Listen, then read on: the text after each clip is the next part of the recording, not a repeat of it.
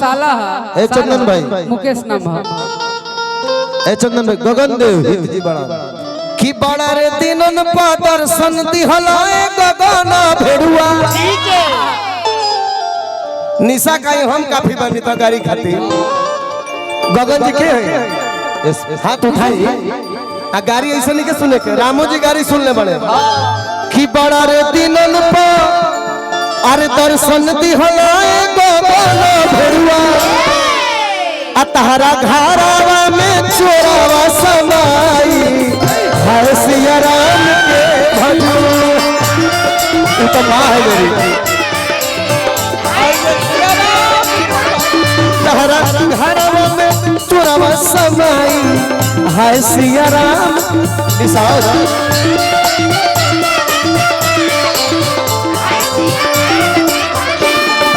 रुको अन धन सोना चोरावा कुछ हो ना लिहले हो काली हले आ तहरा बहिनी के लिहले भगाई हाय सिया राम के भजो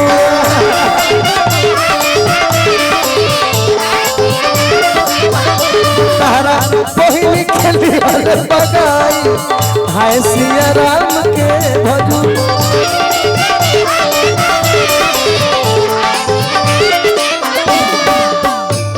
इनका बहन का नाम अच्छा सीमा के क्या नाम है अरे भाई गगन देखिए बुरा मत मानो ए गगन तोहर बहनी खिलाड़ी ए गगन तोहर बहनी खिलाड़ी हाय राम रोकेली मोटर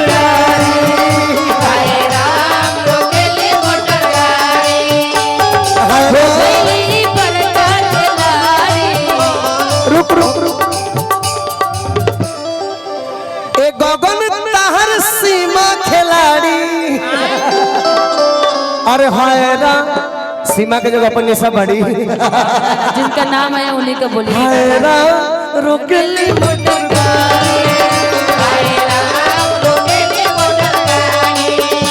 हायरा रोकेली मोटर गाड़ी गगन राउत भैया गगन के ही लगन में ले भी तो भैया और का आवारा के दिली मोबाइल नंबर बामारा के दिली हिंदू की छोड़ मुसलमानों के दिली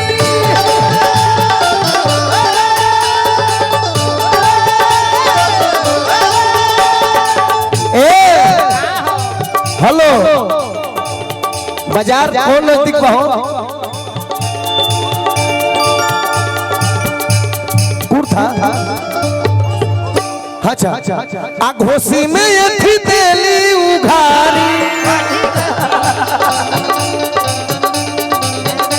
आ घोसी में एथी तेली उघारी हाय राम रोकेली मोटर गाड़ी हाय राम रोकेली मोटर गाड़ी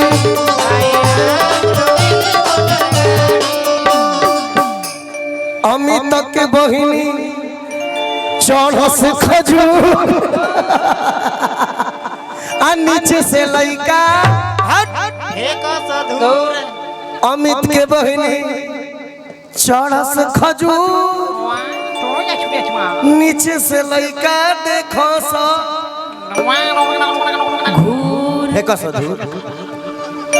आ रोज रोज गदहा आवेला हे पु कोई के बच्चा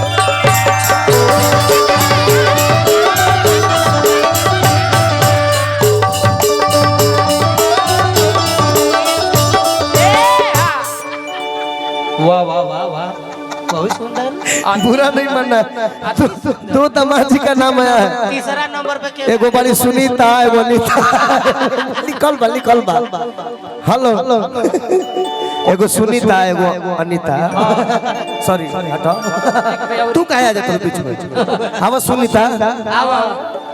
आओ आओ आओ आओ हाय सुनीता हे बड़ी अनीता कि रोज रोज गादा अरे आवेला करे के तरे आहे पुहे पुकई के जा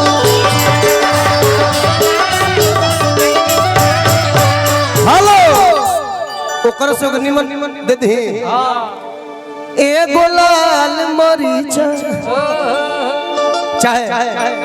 एकरा से निमन तरी माइनर दिखाओ भैया मेजर सॉरी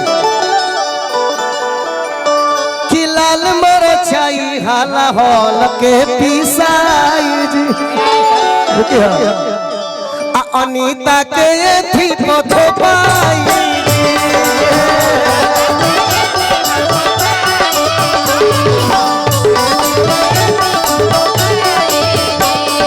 जाल मरचाई हाला हॉल के पिसाई सुनीता के पीठा पथो पाई जी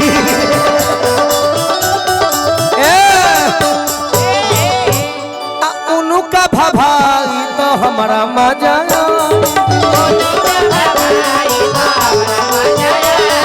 चौपड़े छपाई तो बड़ी बरपराई भगी है तो भागलो न जाए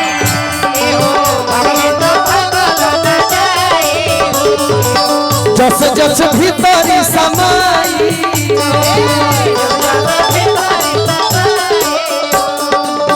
हेलो ये सौभाग्य है आप दोनों लोग बुरा नहीं मानिए राम जी भी गाली सुने शिवो जी गाली सुन ले गाड़ी कैसन कैसन मरुआ जब ईमान दूल्हा बन के आए लोग कब तक गावत हुए सर का गावत हुए सर का हो तने कोट दिखा बाबा कि मुहावा तोरे नीर खुरे बराबा पानवो न रे मुझे हक नहीं वो माँ है वो मेरी भी माँ है लेकिन मैं यहाँ एक कलाकार हूँ तो मुझे गाना पड़ा कि माई तोरे हम बौराई कहते लेकिन बौराई ना कहली सर कि माई तोरे बौरा गिरे बरात साज हुने आवे बरतिया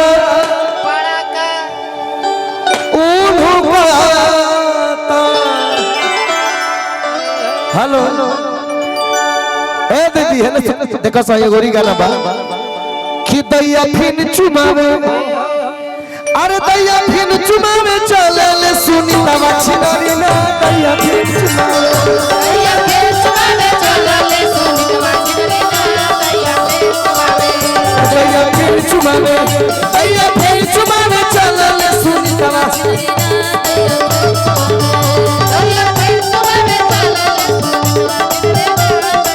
वो करता है हिलला कबो बाए हिलला हेलो दाएं बाएं ना चाचा उनकर 61 हिलला कबो 62 हिलला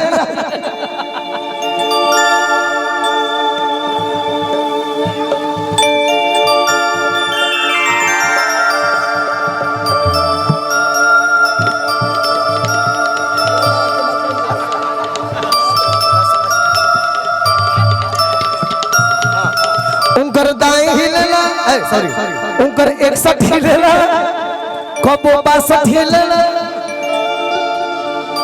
अरे उनकर 63 धकेले टकेले रिसभ रसिया ना दैया फिर चुमावे हे दैया फिर चुमावे दैया फिर चुमावे चला गया नीता छिनारी ना दैया फिर चुमावे दैया फिर चुमावे चलो लिया नीता छिनारी ना दैया फिर चुमावे दैया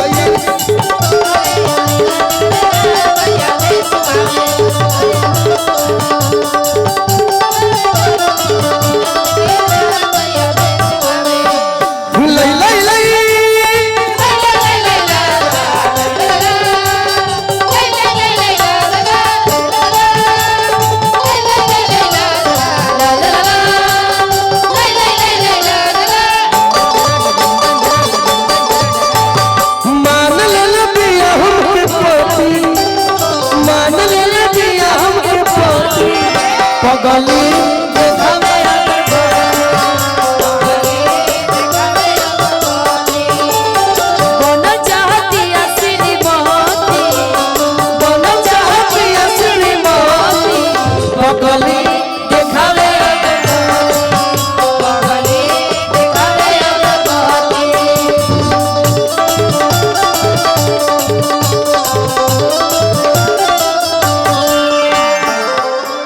जितना हमने गाले गाया तो निशा जी को और हमारी अदिति को जीजा जी के लिए कुछ अच्छा गाना चाहिए। क्या थोड़ा अच्छा मिलेगा उनको?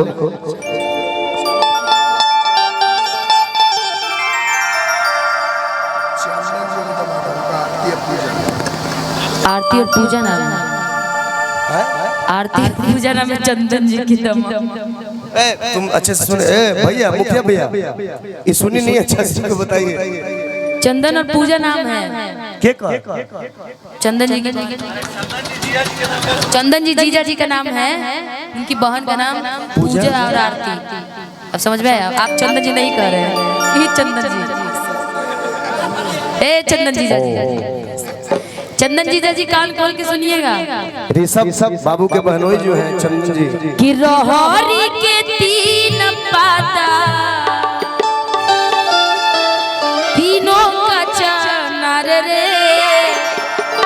आहै चंदन जी के तीनों बहिनिया। आप चंदन नहीं, इधर चंदन, उधर भी चंदन है। वो जीजा जी चंदन। आ चंदन जी के तीनों बहिनिया, तीनों के तीनों छिनार रे,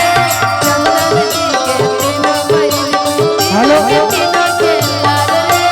चंदन जी के तीनों। ये बात तो कहलू तो ठीक ना कहलू, ये चलते उठनी है। रुका अरे कितना विधायक मरेगा खोजबू ताय अपन राजू चाचा के दे कि ठेकेदार मरेगा खोजबू तालुक भैया के दे। आज जेकर घरे आइल बनी अरे कितना मुखिया मरद खोजबू,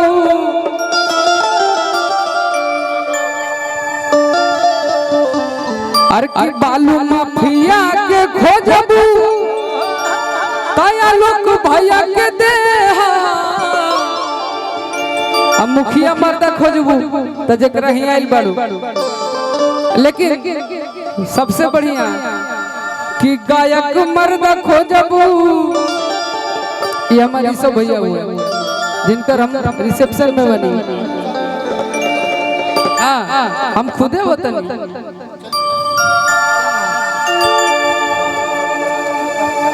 वो तो मेरे चाचा ही हैं, आशीर्वाद लेने बहुत बड़े बड़े लोग गए वहाँ पे। हम लोग चले जाएंगे तो क्या दिक्कत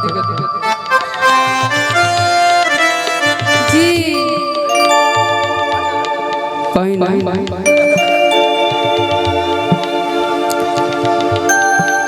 वो चाचा हैं, हम एक कार्यक्रम कर रहे थे बाबू है के घर पे, तो उनका पैर छूने